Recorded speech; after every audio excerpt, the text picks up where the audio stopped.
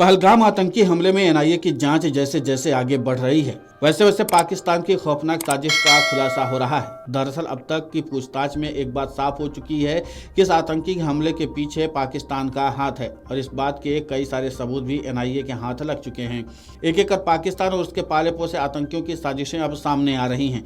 आतंकियों के हथियारों को लेकर जो बातें कही गई हैं वो कई सवाल भी खड़े कर रही है। साथ ही एनआईए जांच में आतंकियों के हथियारों को लेकर कई संकेत मिल रहे हैं, लेकिन कानपुर के शुभम द्विवेदी की पत्नी ने जो बताया उसके बाद जांच एजेंसियों के भी कान खड़े हो गए हैं।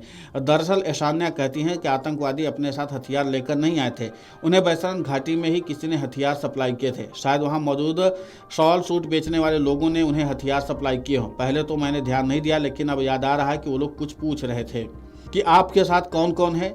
वो ये भी कह रहे थे कि आप जोड़े में चलिए। वो लोग जींस पहने थे, उनके पास कोई हथियार नहीं था, उन्हें हथियार सप्लाई किए गए थे। ऐशान्या ने यह भी बताया कि उनके पति शुभम ने घोड़े वाले से सवाल किया था कि ऊपर नेटवर्क रहता है या नहीं। इस पर उसने कहा था कि यहाँ फुल नेटवर्क है, जबकि वहाँ पर नेटवर्क नहीं था। अगर वो कह देता कि नेटवर्क नहीं आता है तो हम वहाँ न जाते।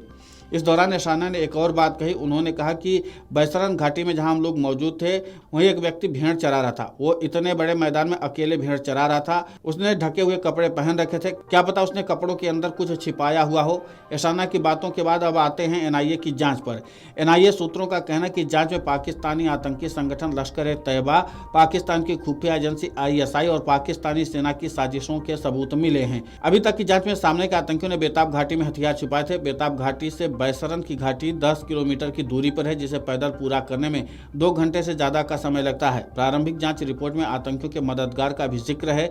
इनके कॉन्टैक्ट की जांच एजेंसी ने लिस्ट तैयार कर ली है। इन पर प्रशासनिक कार्रवाई के साथ ही अदालती कार्रवाई की भी तैयारी की जा रही है। इस मामले की जांच पर बात करने से पहले यहाँ ओवरग्राउंड वर्कर पर बात कर लेते हैं। ओवरग्राउंड वर्कर सीधे तौर पर आतंकी गतिविधियों में शामिल नहीं होते, ये पर्दे के पीछे रहकर आतंकवादियों की मदद करते हैं। इनका काम होता है आतंकियों को छुपने के लिए ठिकाने मुहैया कराना, खाने पीने की चीजें, कपड़े, दवाइयाँ और अन्य चीजें मुहैया कराना। आतंकियों तक हथियार, गोला बारूद भी पहुंचाने का ये काम करते हैं। इतना ही नहीं, ये वो गद्दार होते हैं जो सुरक्षा बलों की मूवमेंट पर भी नजर रखते हैं और आतंकियों को अलर्ट भी करते हैं। आतंकियों को सुरक्षा बलों के नाके की भी जानकारी देते हैं।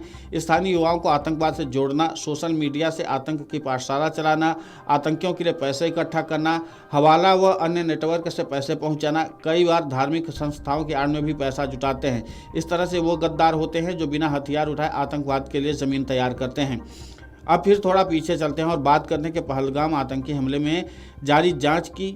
सूत्रों का कहना है कि एनआईए ने करीब 150 लोगों के बयान दर्ज किए हैं। प्रारंभिक जांच में पीओके का भी जिक्र है। बैसरन घाटी में हमला करने वाले आतंकी पीओके में अपने हैंडलर के संपर्क में थे। प्रारंभिक जांच रिपोर्ट में हमले में शामिल 2 आतंकवादी हाशिम मूसा और अली भाई उर्फ ताल्हा भाई का जिक्र है। ये दोनों पाकिस्तानी हैं। कहा यह भी जा रहा है कि पहलगाम आतंकी हमले की साजिश आईएसआई के इशारे पर लश्कर-ए-तैयबा के हेडक्वार्टर में रची गई थी। जांच अभी भी जारी है। आतंकियों तक हथियार पहुंचाने का सच क्या है, ये आधिकारिक पुष्टि होने पर ही सामने आएगा, लेकिन आतंकवादियों की अब खैर नहीं है। देश के प्रधानमंत्री नरेंद्र मोदी 2 टूक कह चुके हैं कि आतंकवादियों को बिल्कुल भी बख्शा नहीं जाएगा। देश के गृहमंत्री अमित शाह ने भी 2 टूक शब्दों में कहा है कि हमला करने वाले आतंकियों को चुन चुन कर मारेंगे, उन्हें किसी भी हाल में बख्शा नहीं जाएगा। और इसी के नाते से अब इस मामले को लेकर के एनआईए और भी ज्यादा गंभीरता और कड़ाई से जांच कर रही है। अब देखना ही होगा कि आखिरकार आतंकियों तक हथियार पहुंचाए तो पहुंचाए किसने, और सबसे अहम बात यह है कि आखिर हथियार छुपाए कहां गए थे। Video desk amarujala.com। अगर आप ये वीडियो YouTube पर देख रहे हैं तो हमारे चैनल को सब्सक्राइब कर बेल आइकन दबाएं, और Facebook पर देख रहे हैं तो हमारे पेज को लाइक करें। 8 मिलियन प्लस सब्सक्राइबर, आपके इस भरोसे के लिए बहुत धन्यवाद।